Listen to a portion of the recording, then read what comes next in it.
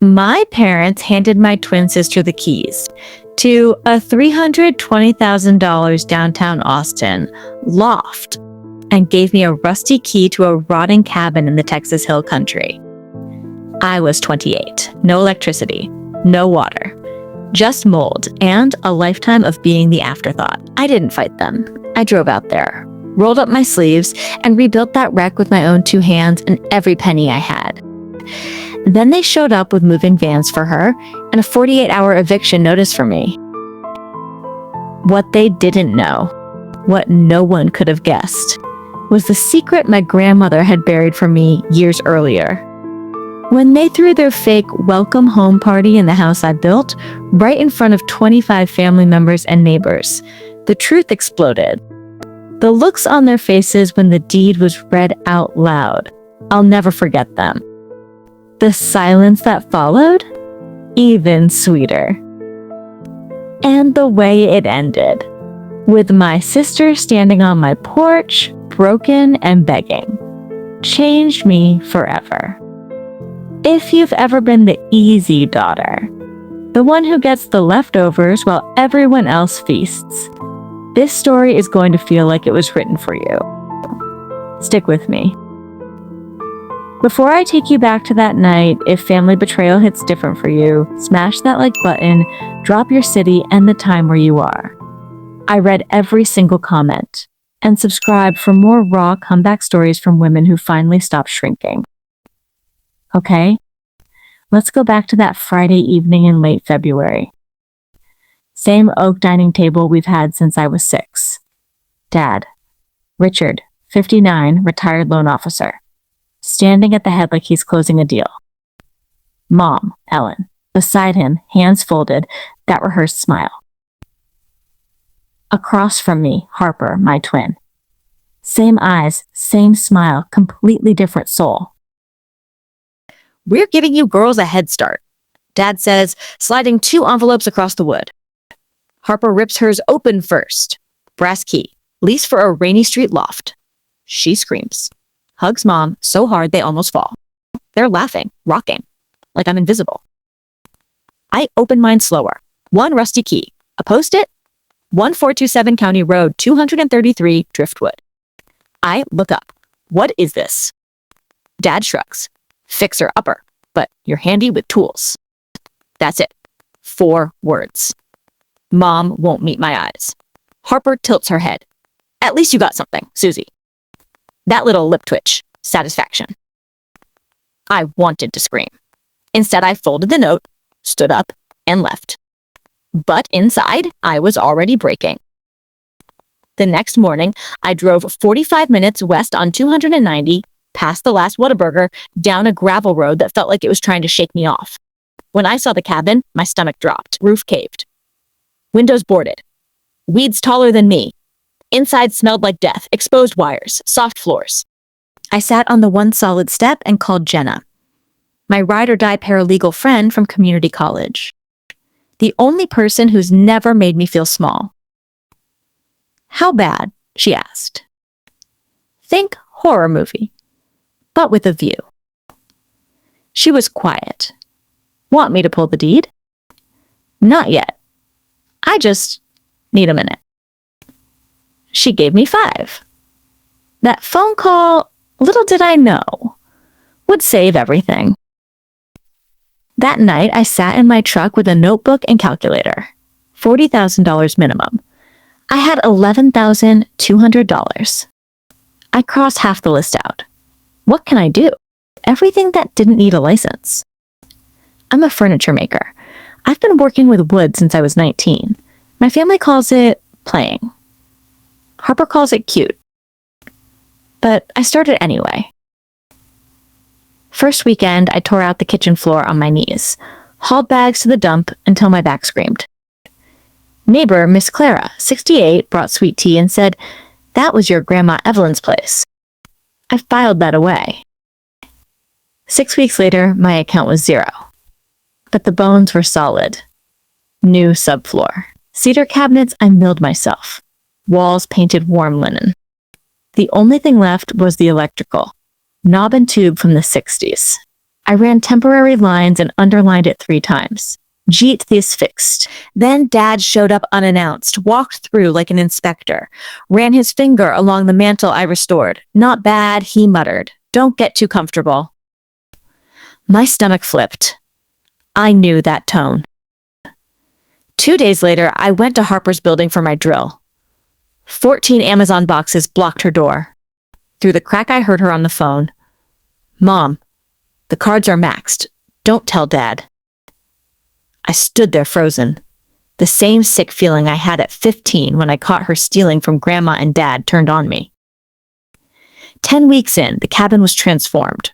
Instagram blew up. Strangers calling it goals. For the first time, applause that wasn't pity. Then Thursday evening, Dad's truck rolled up, Mom in the passenger seat. They walked in like they owned it. We've been talking. Dad said, Harper needs this place. Deed's in my name. 48 hours. My hands shook on the island I built. I rebuilt this. My money. My sweat.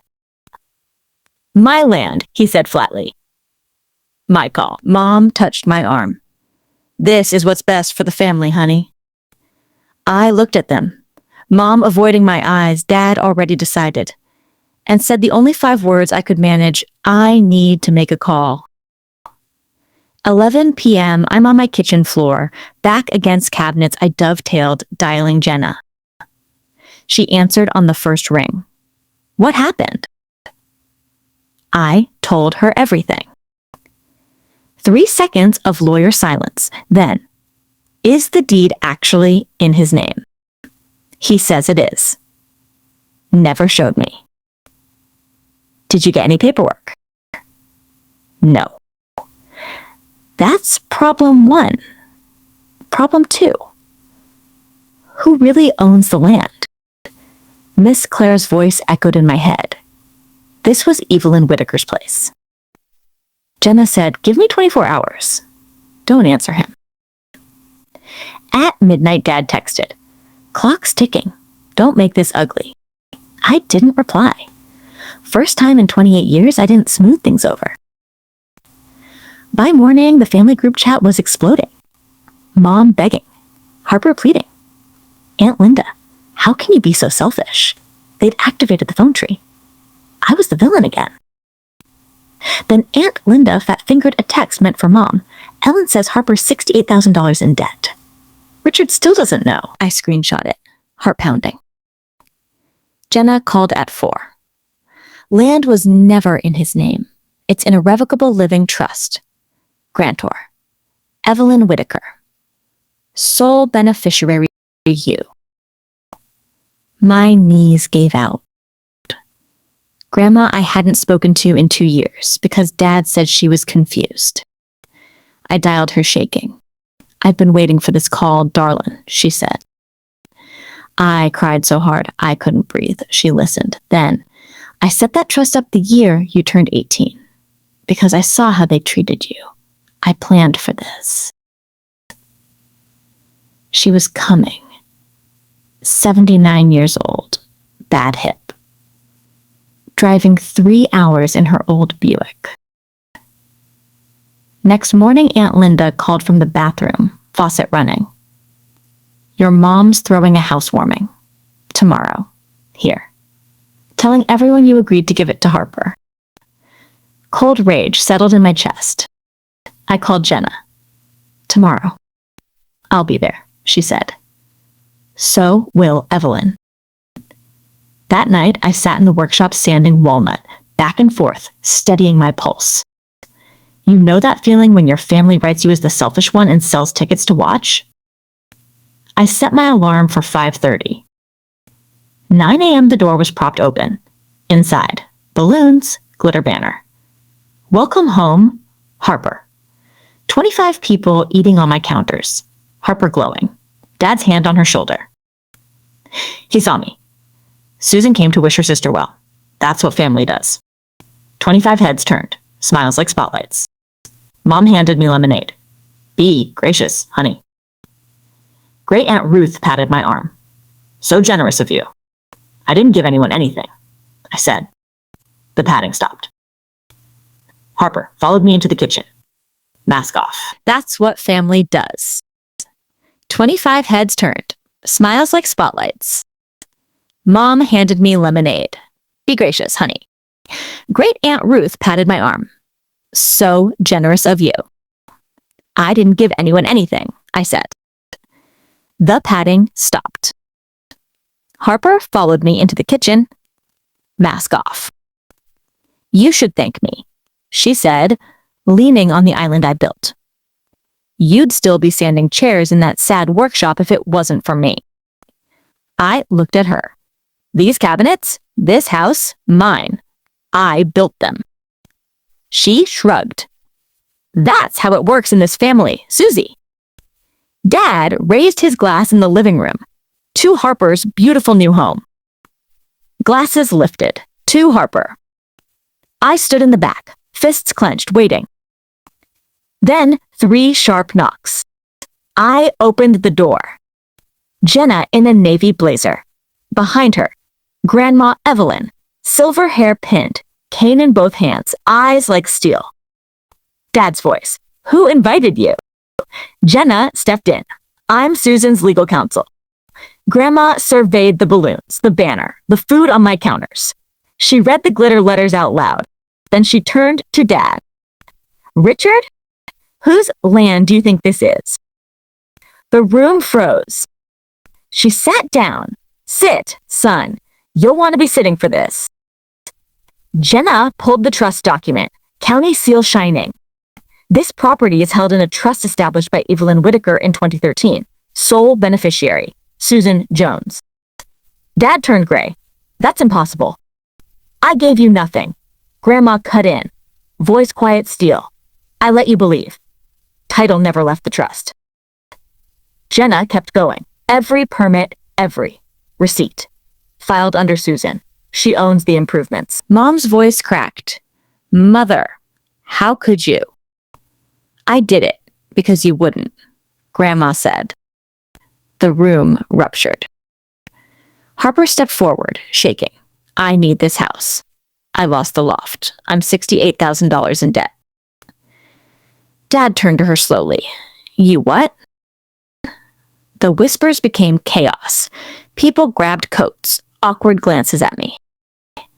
Harper was crying real tears. Dad pulled away when Mom reached for him. Jenna handed Dad the cease and desist. No entry without consent, or we go to the DA. The house emptied. Balloons on the floor. Paper plates everywhere. Mom looked at me, eyes swollen. Susan, please. I met her gaze. Mom, I love you. But love doesn't mean letting someone take everything I built. Dad walked out without a word. Gravel crunched. Gone. That night I changed the locks myself. 4 screws. New deadbolt. Hand steady. Miss Clara brought marigolds.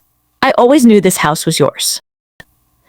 I found Grandma's hidden letter in the closet. She'd written 4. Dad hid them all. 1 week later, the family phone tree went silent. Dad's church title quietly disappeared. Mom's Facebook went dark. Harper's Collections calls started. I got an email from Texas Home and Handmade. They wanted to feature the cabin. The article ran, from collapse to craft. Commissions poured in. I hung my sign, Jones and Timber. Grandma stayed a week. We planted marigolds in the exact spot she and Grandpa did in '68. She took my hand on the porch. Best revenge isn't revenge, baby. It's the life you build when they think you're broken. I wrote the email that night. Mom, Dad, I love you, but I won't shrink so someone else can shine. If you want a relationship, it starts with respect. Doors open, but I choose who walks through. No reply. And for the first time, the silence felt like freedom. I thought the house was the prize, the trust, the party, Dad's face. But sitting here now on the porch my grandparents built and I rebuilt, I finally understand. The house was never the point. The point was the moment I stopped waiting for them to see my worth and started building it myself. I spent 28 years being easy. Absorbing. Keeping peace. Peace isn't silence with better lighting. So here's what the ruin taught me. 3 things I wish someone had told me sooner. 1. Boundaries aren't punishment. They're protection. You decide who gets to cross the line. 2. Your hands know things your head hasn't accepted yet. Start building before you feel ready. 3. You don't owe anyone a smaller version of you just to make their world comfortable. That's it. Now I'm curious, which part hit you hardest? The fake housewarming? Grandma walking in? Or Harper on the steps with that little box? Drop it below. I read every comment. Your stories are braver than mine. If this landed, share it with someone who needs the reminder. Another new story coming to the channel. Don't miss these interesting, raw stories. Hit subscribe if you want more.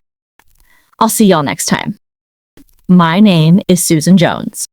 This is my house. And I'm finally home. Emotion.